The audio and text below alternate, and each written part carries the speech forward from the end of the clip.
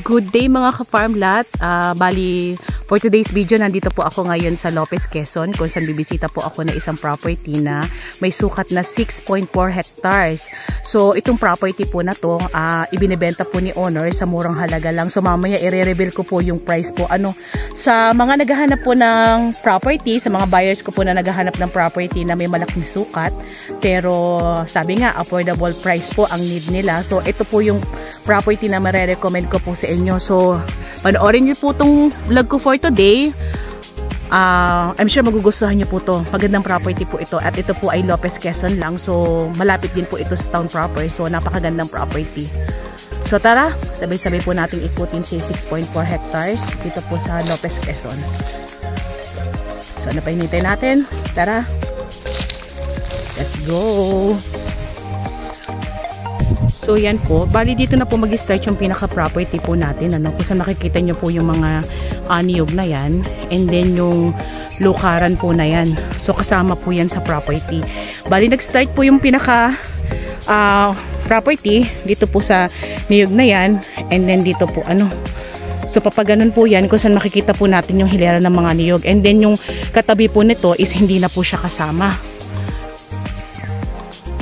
So mapapansin natin sa pagbungad pa lang po natin nung pinaka-entrance nung property, ang property po natin ay semi-slope. So hindi naman siya talagang kapantayan na pantay, pero may pagka-slope po siya. Pero kagandahan din po nito, hindi naman siya bundok. So wala siyang mga upland. So kayang-kaya nating ikutin po. Maganda tong property na to. Ito po ay 6.4, and then yung 2 hectares na lang po yung may pinakatanim na niyog, kung saan bali 200 na niyog na lang po yung pinaka nakalagay po doon.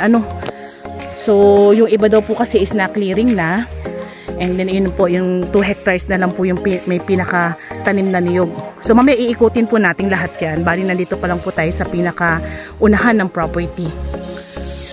So tara, lalakad pa tayo. And then mamaya i-explain ko po sa inyo yung pinaka road po niya, So sa ngayon ikutin muna po natin yung pinaka-kabuuan ni 6.4. So ayan po, bali may nag-uuling dito, ay may nagkokopras. So sakop na po yung koprasa na yan.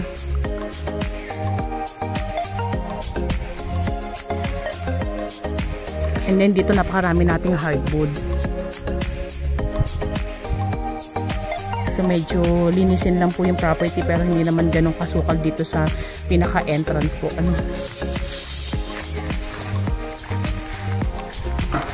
Ayan, naglulukad si ate. Nag-uuling pala.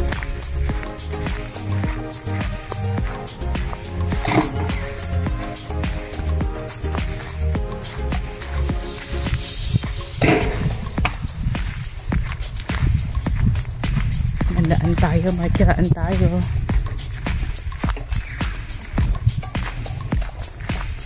So ito po yung 2 hectares na may tanim na mga niyog. Bali nasa unahan po siya ng property po. And then nasa likuran na po yung pinakawala niyang tanim.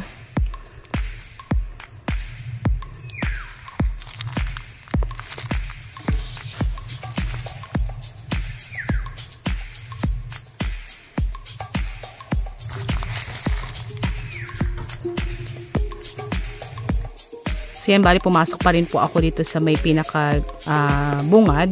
And then ayan po, makikita pa rin po natin yung mga matataas na niyog na yan. Pero yan daw po hindi pa po pwedeng clearingin po. So pinatingnan na rin po nila yan kung pa pwede nang ikat. Pero sabi po hindi pa, matagal-tagal pa dahil medyo bumabaloktot pa siya. Ibig sabihin bata pa siya. So hindi po talaga siya masasama sa pag-clearing. Kaya po itong 2 hectares na po na to na nasa bungad, talagang hindi po siya nakat.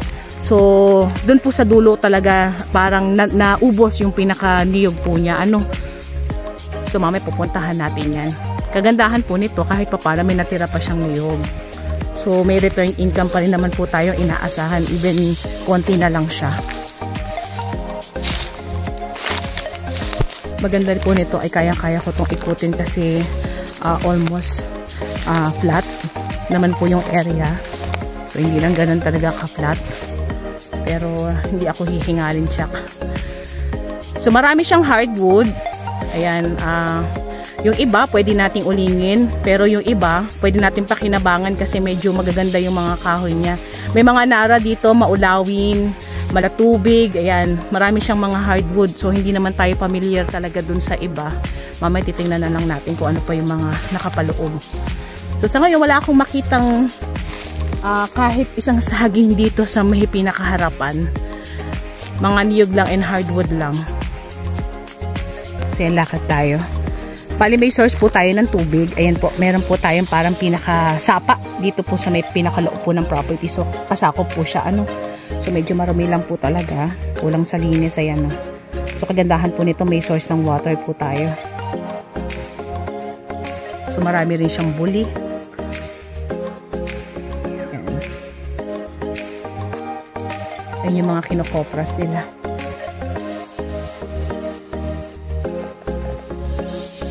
So, medyo masukal lang po yung property ha. Konting linis lang po ito. Kagandahan po nito, marami ditong puno ng kawayan. Pwede nating gawing kubo kung sakali po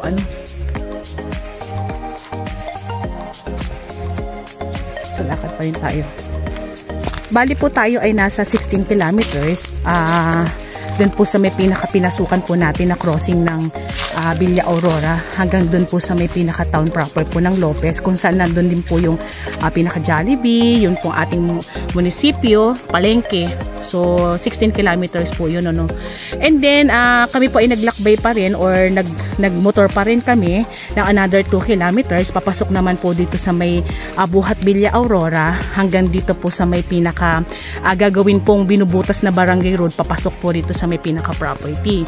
So 16 kilometers and then another 2 kilometers po tayo.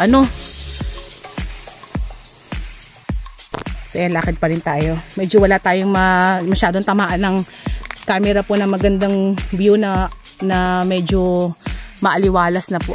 Puro hardwood talaga yung makikita natin and then damo. Kagandahan lang, kaya kong ikutin kahit hanggang mamaya pa ikutin natin yung property para makita pa natin yung ibang view kasi kapantayan naman siya.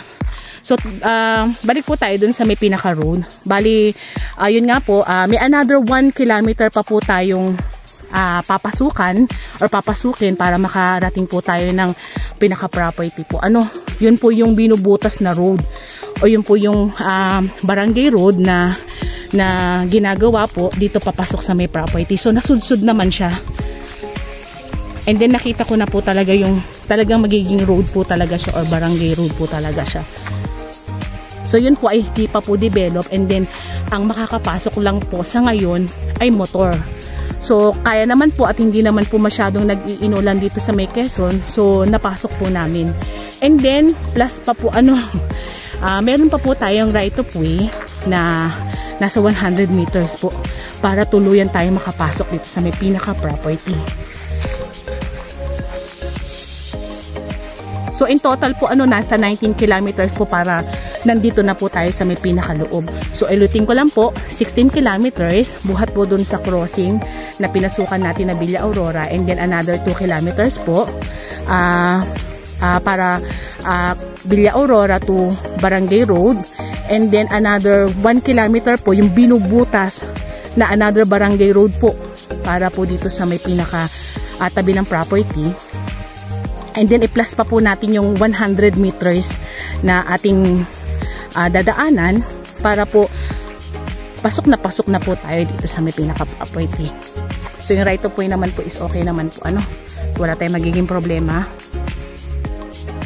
So yan, bali nandito po ako sa may pinaka, medyo dumulo-dulo na po ako ng konti.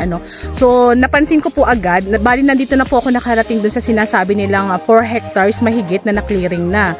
So ayan po, mapapansin po natin, pinagtaniman na po nila ng mga sitaw, talong, ayan, and then may bakod po. Kasi nga po ay kinakain daw po ng mga kambing yung mga tinatanim. So, ang ginawa po nila dito sa bakanting area, ayan, nagtanim na lang po sila ng mga luya, ayan, sitaw, talong. Kasi ang kagandahan naman daw po kasi dito, kahit maisipang itanim, ay meron po kasi tayong source ng tubig. So, hindi po tayo hihirapin. Kumuha po ng pandidilig po sa mga pananim po natin. Hindi, marami pa rin pong hardwood dito. Pasok dito tayo sa may area na to.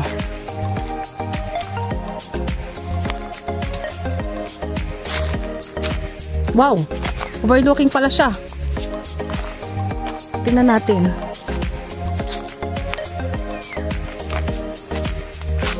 Okay, ganda.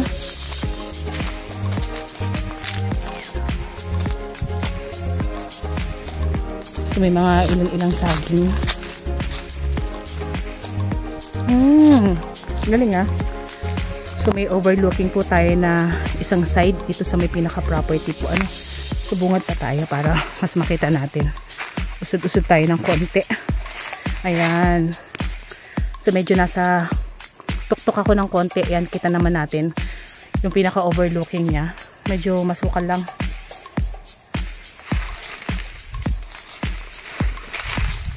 Pero hindi ko naramdaman na umakyat ako. Napaka-gradual nung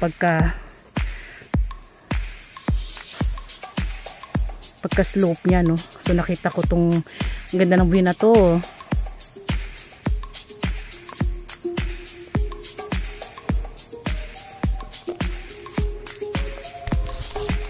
So tara, labas ulit tayo.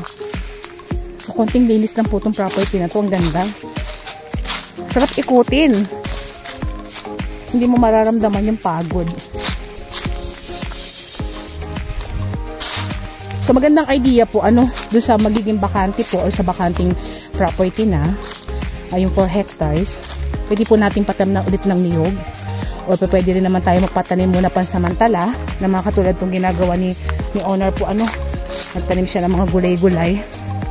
Ayan. So yan, lakad pa rin po tayo, no? Bali ito pong lalakaran natin. Yan, sako pa rin po ng property. Lahat po ng medyo masukal po at marami pong mga hardwood yan. Nang tatanaw niyo po sa ating camera. Yan po yung kabuuan po ng 6.4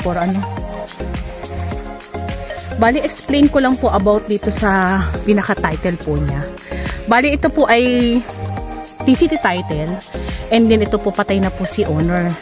Bali, may 6 siya na anak. So, sila na lang po yung pinaka-pipirma. So, willing naman pong ibenta po ng mga anak yung pinaka-property kasi nga hindi na rin po nila naaasikaso. So, kitang-kita naman po talaga talaga napabayaan na. Hindi na halos natamnan. Even maganda po yung property, talagang napakagandang buhayin ulit ng property na to. Taniman ng ulit ng mga niyog, ay ang ganda. Hindi hihirapin po yung magtatanim dito eh.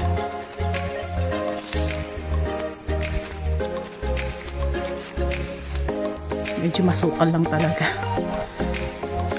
So kagandahan po dito sa buhat po doon sa may pinakapinasukan po natin na crossing nung Villa Aurora. Ay nakita ko po talaga na ongoing yung mga road construction po natin. So araw-araw po talaga nakikita ko po talaga na ginagawa po yung kalsada. So napakabilis nung ginagawa nilang pagbuo dun sa may pinaka-road. So maganda po, so mga ilang taon na lang po talagang almost cemented na rin po yung mga daan papunta rito sa may property. Kahit po yung binubutas na barangay road papunta po dito, nasudsud na po siya. So for investment lang po, hanggat mura po yung property natin, i-avail po natin. Ito po yung pinaka-source ng tubig. So may line na rin po ng hose dyan. So dyan po sila kumukuha ng pangdilig dito sa may tinaniman po nilang mga gulay-gulay. Ayan dyan, dito po.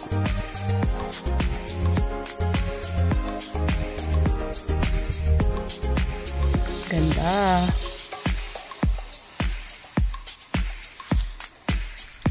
Tatawid tayo. Ang ganda, linaw ng tubig oh. So yan, lakad pa rin tayo.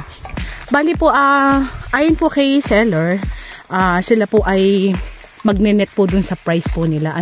So meaning po, wala na po silang sasagutin. So binibigay na lang po nila ito sa pinakamababang price. And then, si buyer na po ang sasagot po sa lahat ng gastos like CGT and doc stamp, pasukat, bid of sale. Ayan, so yun po yung mga sasagutin na po ni buyer. So pagkakasabi po kasi ni seller, ayaw na po nilang mag-intindi. So sasagad na po nila yung pinaka-price para po mabenta na lang po yung property. So nasa description box po namin So sa mga hindi ko po nabanggit about this property, paki-click na lang po yung description namin sa baba.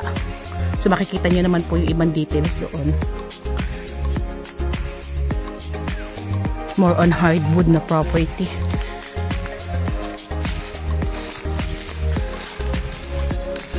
Hindi na talaga natin makita yung view na maganda itong property nito kasi ayan, talagang sobrang sukal. So may puno ng santol ako nakita, and then mga puno ng bayabas, yan, guyabano, and then may ilang puno ng saging, langka, may mga nakapaloob dito. Lalaki ng mga kahoy din eh. Oh.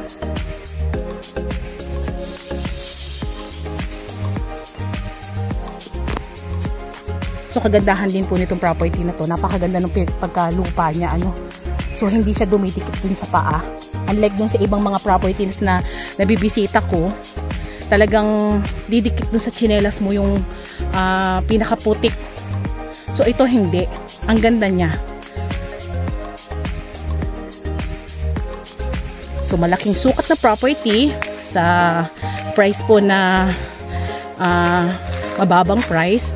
So avail na po kayo, ano. So mamaya re-reveal ko yan para medyo exciting po yung ating vlog. Mamaya paglabas po natin ng property. So dito sa part na to, marami tayong puno ng kawayan. Ayan, medyo naputol na rin yung iba.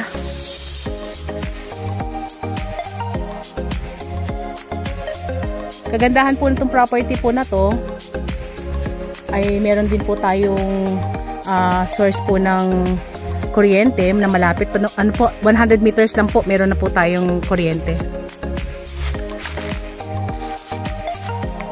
Medyo bumilid pa po ako. Nakita ko na naman yung another overlooking. Wow, ganda. So yan po, sa kabilang part, ayan, tanaw natin yung mga nagagandahang puno ng niyog. Lalo na kung actual po, pag nakita nyo dito, ang ganda.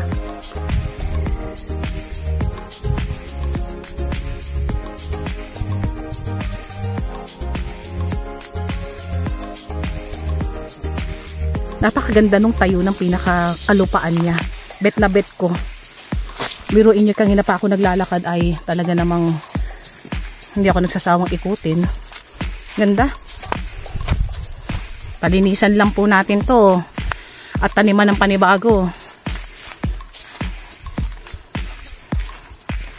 So yung road naman po natin is napaka bilis naman po nung ginagawa nilang mga daan po, so hindi po tayo maiinip.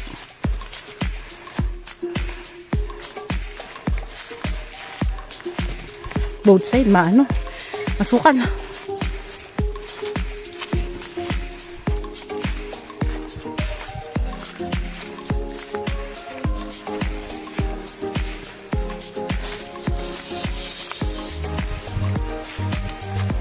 So yan, bali ibang property na po yung may mga niyugan na yun.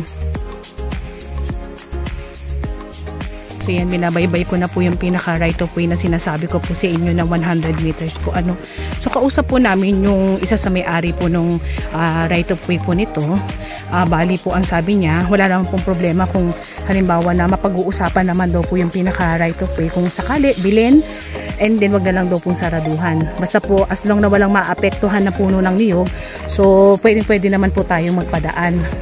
So nasa pag-uusap na daw po yan. So katunayan, ayan po, medyo malinis po yung pinaka dinadaanan niya kasi talaga ito naman daw po ay dinadaanan na matagal na panahon na. Pero kung gusto po natin na magkakaroon po tayo ng pinaka cemented road para makapasok po yung ating sasakyan mismo dito sa may property, pwede naman daw po, walang problema basta wala lang pong madidiskrasyang niyog. So pwede silang magbenta, and then pwede naman din pong magpadaan lang. So nasa pag-uusap na po yun, So maiksi naman po yan, nasa 100 meters lang po yan. So kayang-kaya po nating gawa ng paraan ng pinaka right of way po natin papunta po dun sa property para makapasok po yung 4 wheels po natin. So ito po yun, dinadaanan ko na 100 meters po ito. So mamaya paglabas ko naman, yun naman sinasabi ko po sa inyo na nasa 2 kilometer, I mean 1 kilometer naman po na binubutas na barangay road. So kausap din po namin yung may-ari po ng lupa nito at ang sabi nga po niya, talagang yan daw po ay sinusudsud na. So yan, bali nandito na po ako sa may pinaka barangay road po ano. So ito naman po yung sinasabi ko sa inyo na barangay road na ginagawa or binubutas po ano. So nakita po natin medyo nasudsud na siya. And then dito po yung papunta naman po ng right of way. Ito po, papunta naman dyan kung saan nag-uusap yung aking mga kasama. Yan naman po yung pinaka right of way.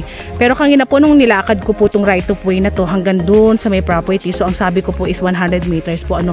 Pero sa tingin ko po hindi pa po aabot ng 100 meters. Pero expect na po natin na gano'n. No? So ayoko magbigay ng mababang estimate na haba. Mas maganda na po yung medyo lumampas po tayo sa expectation po natin. Ano?